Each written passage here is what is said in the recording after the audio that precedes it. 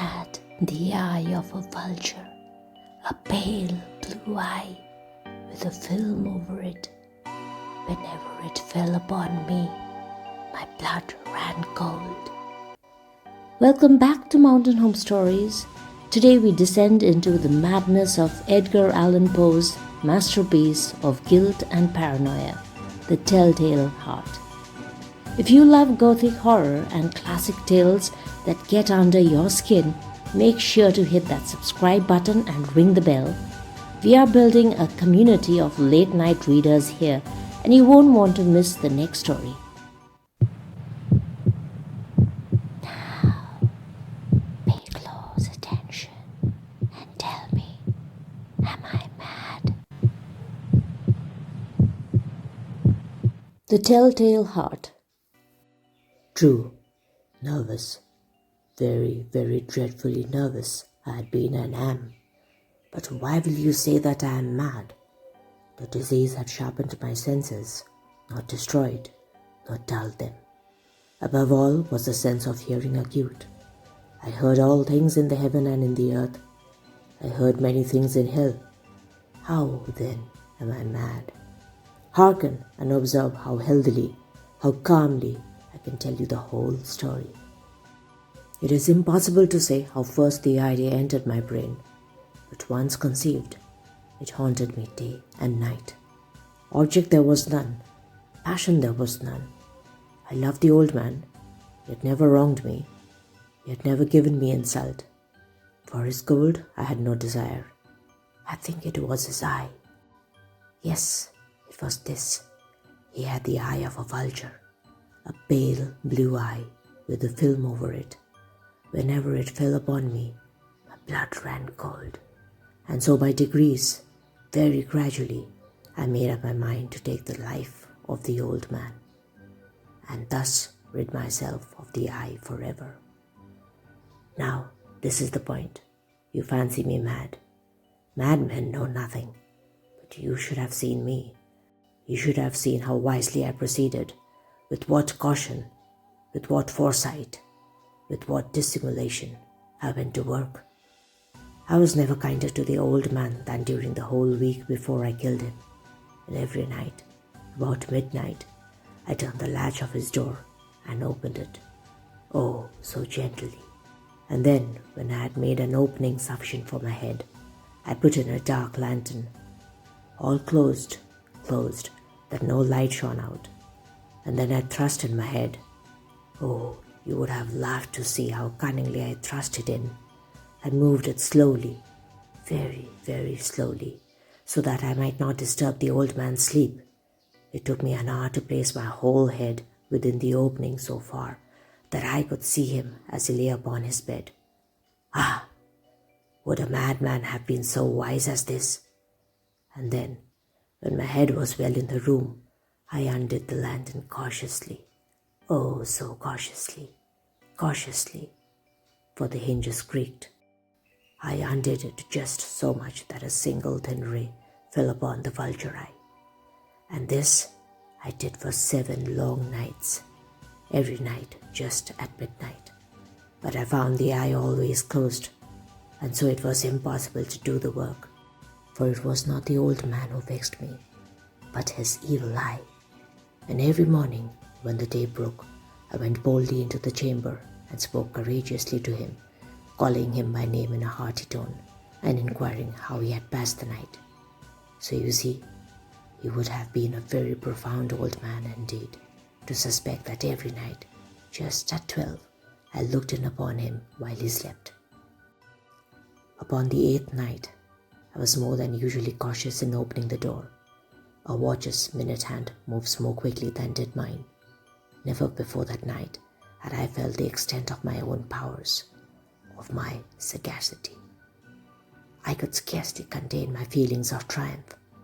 To think that there I was, opening the door, little by little, and not even to dream of my secret deeds or thoughts.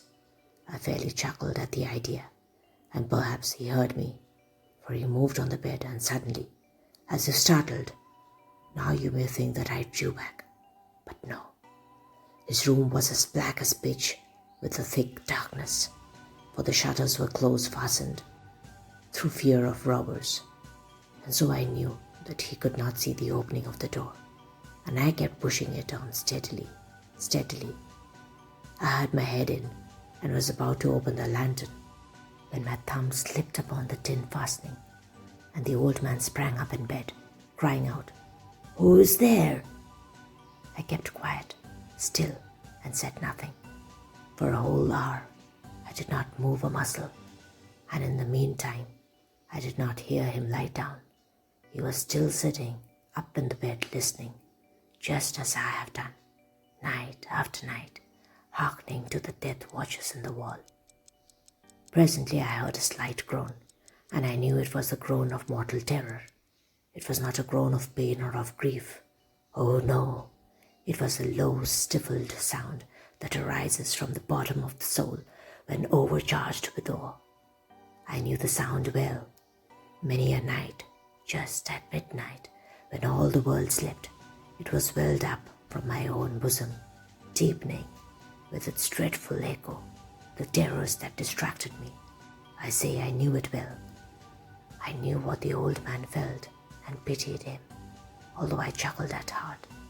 I knew that he had been lying awake ever since the first slight noise, when he had turned in the bed. His fears had been ever since growing upon him.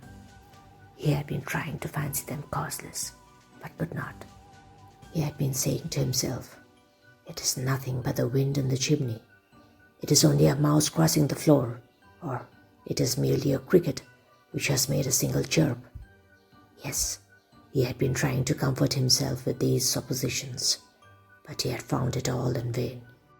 All in vain, because death, in approaching him, had stalked with his black shadow before him and enveloped the victim. And it was the mournful influence of the unperceived shadow that caused him to feel, although he neither saw nor heard, to feel the presence of my head within the room. When I had waited a long time, very patiently, without hearing him lie down, I resolved to open a very, very little crevice in the lantern. So I opened it, you cannot imagine how stealthily, until at length a simple dim ray, like the thread of the spider, shot from out the crevice and fell full upon the vulture eye. It was open, wide open, and I grew furious as I gazed upon it. I saw it with perfect distinctness, all a dull blue, with a hideous veil over it that chilled the very marrow in my bones. But I could see nothing else of the old man's face or person, for I had directed the ray as if by instinct, precisely upon the damned spot. And have I not told you, what you must take for madness is but over-acuteness of the sense? Now, I say, there came to my ears a low, dull, quick sound, such as a watch makes when enveloped in cotton. I knew that sound well, too. It was the beating of the old man's heart. It increased my fury, as the beating of a drum stimulates the soldier into courage. But even yet, I refrained and kept still. I scarcely breathed. I held the lantern motionless. I tried how steadily I could maintain the ray upon the eye. Meantime, the hellish tattoo of the heart increased. It grew quicker and quicker, and louder every instant. The old man's terror must have been extreme. It grew louder, I say, louder every moment. Do you mark me well? I have told you that I am nervous. So I am, and now, at the dead hour of the night, amid the dreadful silence of that old house, so strange a noise as this excited me to uncontrollable terror. Yet, for some minutes longer, I refrained and stood still. But the beating grew louder. I thought the heart must burst, and now a new anxiety seized me. The sound would be heard by a neighbor. The old man's hour had come. With a loud yell, I threw upon the lantern and leaped into the room. He shrieked once only. In an instant I dragged him to the floor and pulled the heavy bed over him. I then smiled gaily to find the deed so far done. But for many minutes the heart beat on with a muffled sound. This, however, did not vex me. It should not be heard through the wall. At length it ceased. The old man was dead. I removed the bed and examined the corpse. Yes, he was stone dead. I placed my hand upon the heart and held it there. Many minutes. There was no pulsation. He was stone dead. His eye would trouble me no more. If still you think me mad, you will think so no longer when I describe the wise precautions I took for the concealment of the body. The night waned, and I worked hastily but in silence. First of all, I dismembered the corpse. I cut off the head, and the arms, and the legs. I then took up 3 planks from the flooring of the chamber and deposited all between the scantlings. I then replaced the boards so cleverly, so cunningly, that no human eye, not even his, could have detected anything wrong. There was nothing to wash out, no stain of any kind, no blood spot whatever. I had been too wary for that. A tub had caught all. Ha, ha! When I had made an end of these labors, it was 4 o'clock, still dark as midnight. As the bell sounded the hour, there came a knocking at the street door. I went down to open it with a light heart. For what had I now to fear? There entered 3 men who introduced themselves with perfect suavity as officers of the police. A shriek had been heard by a neighbor during the night. Suspicion of foul play had been aroused. Information had been lodged at the police office, and they, the officers, had been deputed to search the premises. I smiled. For what had I to fear? I bade the gentleman welcome. The shriek, I said, was my own in a dream. The old man I mentioned was absent in the country.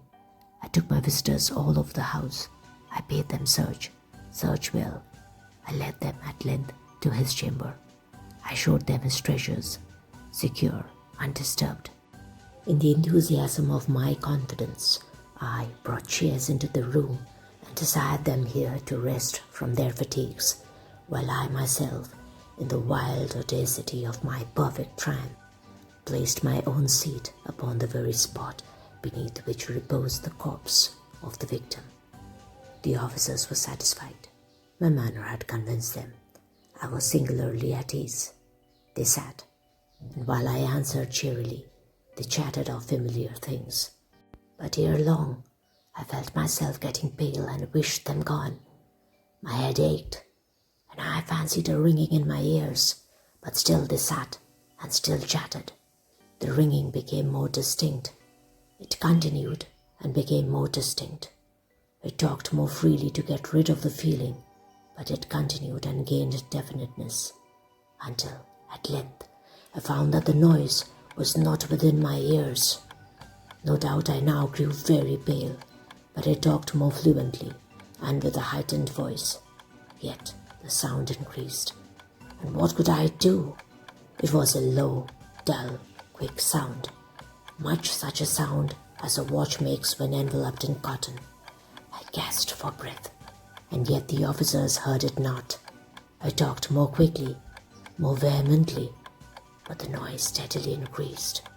I arose and argued with trifles in a high key and with violent gesticulations, but the noise steadily increased. Why would they not be gone? I paced the floor to and fro with heavy strides, as if excited to fury up the observations of the men, but the noise steadily increased. Oh God, what could I do? I foamed, I raved, I swore.